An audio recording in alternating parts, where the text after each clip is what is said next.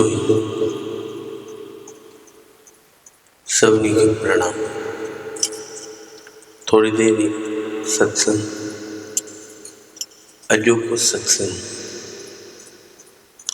हिकिड़े अखर जे मथां अनन्य भाव। हे छा थींदो तव्हांखे सत्संग में ख़बर पवंदी। बाक़ी इहो भाव सभिनी जे अंदरि आहे त सही, पर उपयोग शायदि नथो थिए पियो। त इन भाव खे सम्झो कि केॾे सवले नमूने सां असां इन भाव में पंहिंजो जीवन व्यतीत करे सघूं था पिया। बसि सम्झण भर जी ज़रूरत आहे। हिकिड़ी सची घटना जेकी असां शाश्वत चवंदा आहियूं, जेकी पाण अनुभव सां चई सघूं, उहा हिकिड़ी सची कहाणी। हिकु महिला मूं वटि आई ध्यान जे सिलसिले में। हिन महिल अॼुकल्ह रोशो वधी वियो आहे सभिनी खे ध्यान जो। सभु सवाल ध्यान जा ई था पुछनि। लॻभॻि सभिनी स्त्रियुनि खे चाहे छोकिरनि खे छोकिरियुनि खे मस वञी करे इहा ध्यान जी तात लॻी आहे। सवाल बि ओड़ा ई। उहा महिला 2 सालनि खां कंहिं गुरूअ जे आश्रम में रहंदी आहे। असांजे प्रेमियुनि में न आहे, कोई ॿिए ई पंथ सां जुड़ियल आहे ऐं उन ई आश्रम में 2 सालनि खां रहे। आई मूं वटि साईं, मां हिन आश्रम में संन्यास्त थियल आहियां। 2 साल मूंखे थी विया आहिनि। 2 सालनि खां मूंखे हिकिड़ो नंढो ॿारु आहे। हाणे ॿारु जॾहिं खां आयो आहे तॾहिं खां ध्यानु मुंहिंजो बिल्कुलु ई थी नथो पाए। मां हथ पेर हणी वरितो, सभिनि तरीक़नि सां हणी वरितो, हर प्रकार सां वेहण जी कोशिशि कई, पर ध्यानु लॻी नथो पाए। जेॾी महिल खां इहे ॿारु आयो आहे, बसि सॼो ध्यानु इन ॿार जी तरफ़ लॻो पियो। जेॾी महिल बि वेहां ध्यान ते त अंदरि में वीचार अचे कि हे किथे निकिरी न वञे ॿाहिरि, या झूले में सुम्हियल हुजे त झूले मां लही न पए, या हिते एॾो वॾो गौशाला ठहियल आहे, कंहिं गांइ जे पेर जे हेठां कुचलजी न वञे। एॾो मां परेशान थी वई आहियां, ध्यानु मूंखां थी नथो पाए पियो। ऐं कोई उपाय सम्झ में नथो अचे। मां एॾो बढ़िया ध्यानु कंदी ईंदी आहियां, पर जॾहिं खां ॿाहिरि थियो आहे मां बिल्कुलु ई ध्यानु करे नथी सघां पई। ऐं थींदो ईअं, जेको हिकु दफ़ो ध्यान खे उपलब्ध थी वञे, वरी उन सां ध्यानु न थिए त उन जहिड़ो वरी अंदरि कंहिंजो बि खाईंदो कोन्हे। उन माईअ जो बि अंदरि उहो ई खाए पियो। उहो ॿार खे पंहिंजो दुश्मन पेई सम्झे।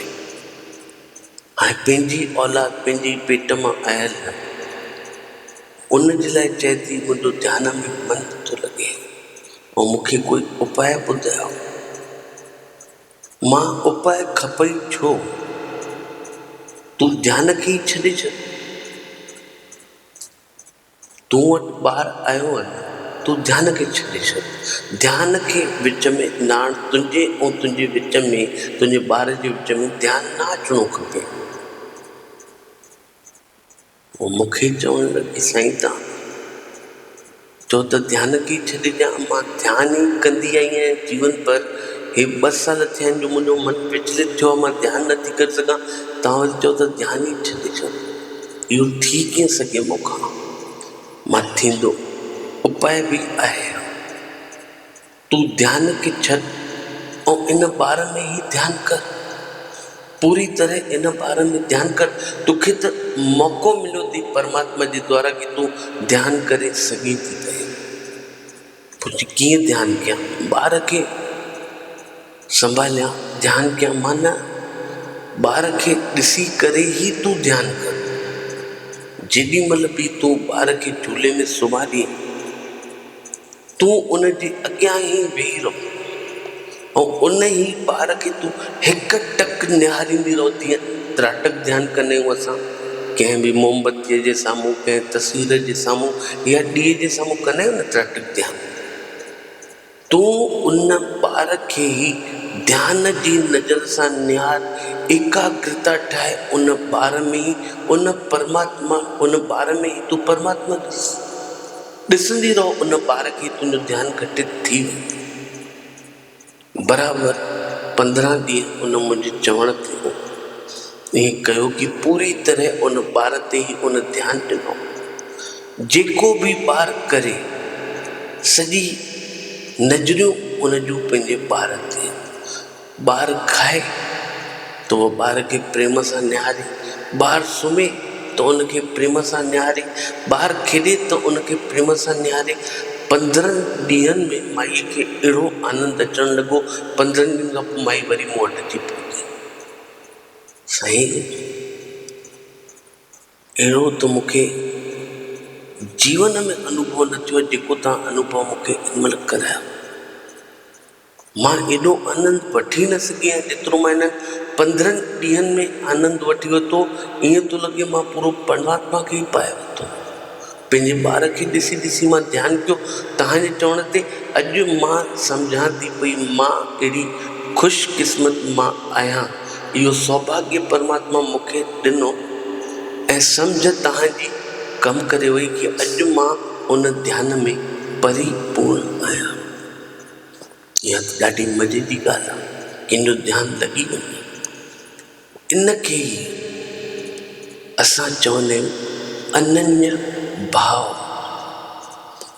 तूं जिॾे नज़र फेराई, जिॾे तूं वञी, जिॾे तूं निहारी, जिॾे तुंहिंजा नैन टकराइजी वञी, उते तूं परमात्मा खे विराजमान करे सघे।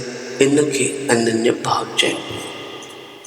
उन बराबरि पंहिंजे ॿार में उहो परमात्मा ॾिठो त उन जे लाइ त उहो भाव निकिरी वियो न अंदर मां। अनन्य भाव सभिनि जे अंदर में, स्त्रियुनि जे अंदरि कुझु वधीक, पंहिंजे ॿार खे खणी या पंहिंजे घर खे खणी कोई वधीक ई भाव जुड़ियल हूंदा आहिनि। पंहिंजे घर सां, पंहिंजे ॿार सां, पंहिंजे पतीअ सां कुझु ज़िमेदारियूं स्त्रियुनि जूं अहिड़ियूं आहिनि न कि अकेले में मौक़ो शायदि मिले कंहिं स्त्रीअ खे तो अनन्य भाव में अची सघे थी पई कि जेकी बि शइ प्रिय हुजे, जेकी शइ क़रीब हुजे, तो उन जी ओर ई पूरो ध्यानु आकर्षित करे छॾ। तुंहिंजो अनन्य भाव 100% ॿाहिरि। तूं किथे लॻी पई ध्यान खे विच में आणण लाइ कि न तुंहिंजे घर में कुझु बि थिए तो माण्हू ईंदा आहिनि कि हे वीचार थो हले, हे वीचार थो हले पियो, घर में आती ॿार गोड़ था करनि, मज़ो नथो अचे घर में। तूं उन शयुनि खे इन अनन्य भाव सां जोड़, तोखे आनंद पंहिंजे लेखे अचणु लॻंदो। कोई ध्यान जे लाइ कोई जॻह न ठही आहे कि तूं हिते वञी करे ध्यानु कर या तूं जंगलनि में वञी ध्यानु कर या अकेले वञी करे ध्यानु कर। न, तूं किथे बि ध्यानु करे सघी थी। हिते 2 ऑप्शन आहिनि।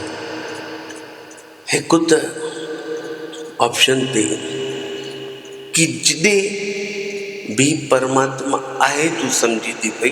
परमात्मा खे असां ॻोल्हींदा आहियूं कि परमात्मा हिते आहे, परमात्मा हरिद्वार में हूंदो, परमात्मा चारों धाम जी यात्रा में हूंदो, परमात्मा केदारनाथ में वेठो हूंदो, परमात्मा कैलाश में हूंदो।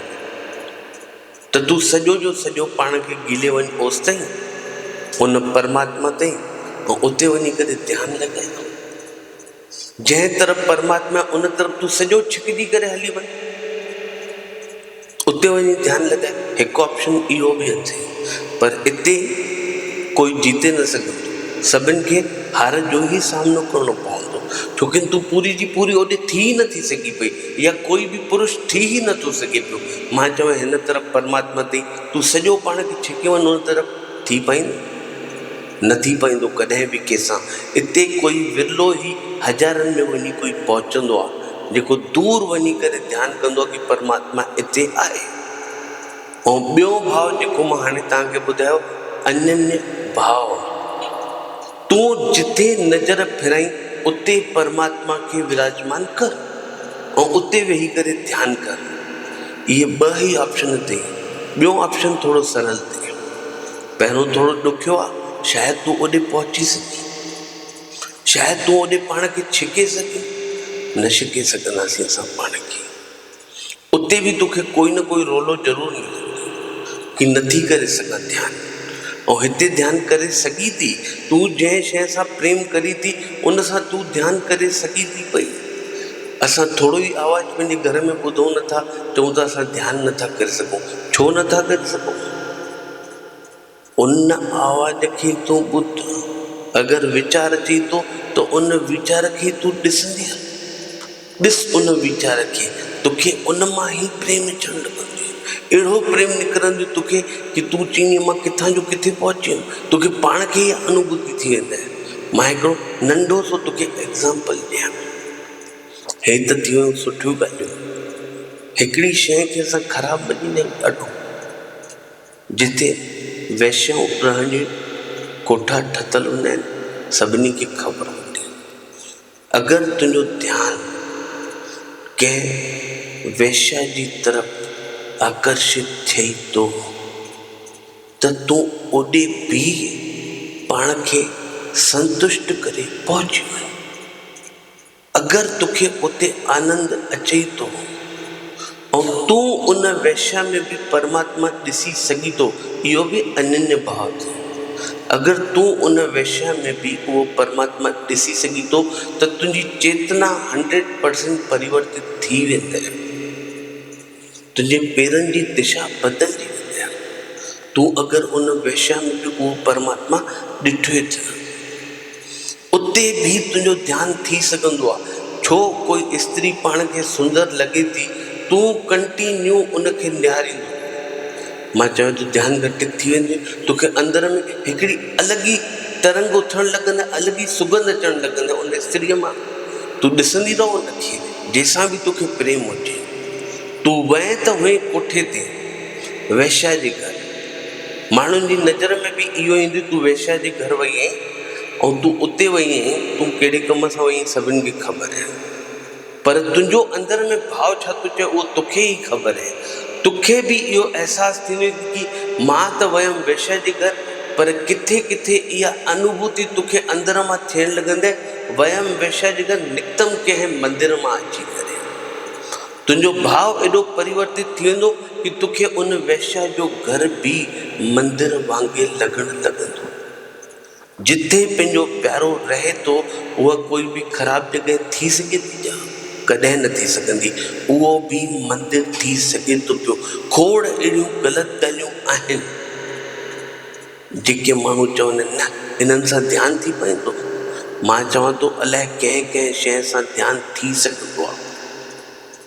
जॾहिं हेतिरी सी ॻाल्हि में असां पंहिंजो मुख मोड़े था छॾियूं कि वैश्या जो नालो अची वियो त मुख मोड़े छॾ, त खोड़ ते अहिड़ा सतगुर बि थिया आहिनि जंहिं संभोग मां ध्यानु पातो आहे। पातो आहे कि न पातो आहे?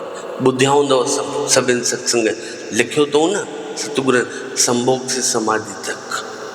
थिया आहिनि न इहे बि सत्संग। हितां बि माण्हू पहुता आहिनि न संभोग खां समाधीअ ताईं। समाधि छा आहे? ऊचे दर्जे जी स्टेज आहे। कोई विरलो ई पहुची सघंदो आहे संभोग करे ऐं उन समाधि ताईं पहुची वञे। त असां हिन वैश्या नाले ग़लति छो था सम्झूं पिया? हिते बि उहो ई परमात्मा, संभोग में बि उहो ई परमात्मा। जेके ॿ ॼणा संबंध ठाहिनि था उन्हनि ॿिन्हिनि में केरु आहे? उहो ई परमात्मा आहिनि। अगरि उन्हनि ॿिन्हिनि जो ध्यानु, उन्हनि ॿिन्हिनि जो प्रेम अगरि एकत्रित थी थो वञे पियो, हिक ई दॿीअ में बंदि थी थो वञे, त ॿई हिकु बणिजंदा कि न बणिजंदा? आहिनि बि हिकु। तुंहिंजी नज़र में भली अलॻि अलॻि थी सघनि था, पर उहे आहिनि हिकु। बसि इहो ई असांखे सिखणो आहे कि असांजे अंदरि जेको परमात्मा भाव विधो अथई न, अनन्य भाव, उनखे ॿाहिरि कढणो आहे पंहिंजे अंदर मां। असां खोड़ दॿाए वरितोसीं ऐं हलिया आहियूं असां ध्यानु न, कॾहिं न थी पवंदो ध्यानु। जेसि ताईं तुंहिंजो अनन्य भाव ॿाहिरि न निकिरंदे, जेसि ताईं तूं कंहिं ॿिए सां प्रेम न करे सघंदी, ध्यानु करणु पॉसिबल न थिए। न भॼ इन ध्यान जे पोयां जेको तुंहिंजे लाइ अथई न। अगरि तूं इन भाव खे ॿाहिरि कढी रखी सघी थी त मां चवां थो तूं ध्यानु कर, इन खां वॾी कोई ॻाल्हि थींदी ई न थिए। बसि हिकिड़ी ॻाल्हि यादि रखिजे कि जेकी शइ परमात्मा तोखे ॾिनी आहे उन खे पंहिंजे भाव रूप सां ॿाहिरि कढणी आहे, उहो ई थींदो आहे अनन्य भाव। आख़िरी में सभिनी जे अंदरि बीठल परमात्मा खे नमस्कार।